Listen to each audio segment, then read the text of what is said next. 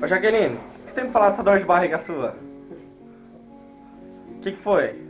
Tô pegando fedido, então dá um peido aqui e vou lá pro quarto. E você, entendeu? O que você tem pra falar dessa mulher? Quando ela peida fedido mesmo ou não? Estamos aqui diretamente da farmácia, Espanha. Se ela peida aqui, todo mundo vaza. Você, Rafael, que faz parte dessa família, o que você tem pra falar? Não, esse vier assunto aí eu não, nem comento não. Esse vier assunto eu não. Bota aí embaixo aqui.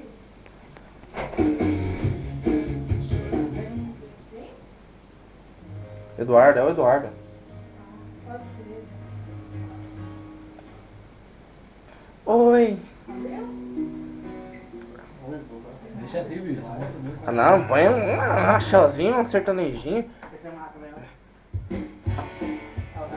Calma.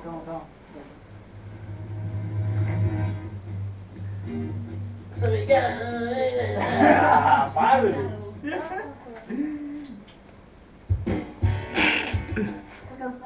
Cortou.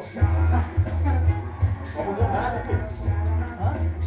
Deixa rolar, deixa, moço. Costa.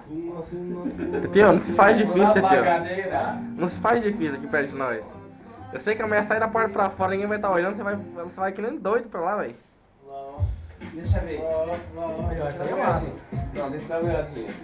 O que quer dizer isso aí, Teteu? Nossa, ele vai, já vai. Certeza que já vai. Fala aí, dá um pau, você, fica esperto, fala aí. Ai, certeza que já vai. Já vai. Chegou no quarto aqui, cara.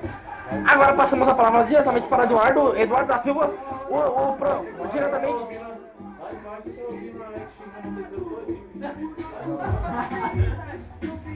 Fecha a porta. Falou, estúpido. Não, ficou gravado isso aí, né? Ficou gravado, né? Deixa essa música. Tá bom. Ah, essa gravação tá boa. Não botar aberto. Nossa.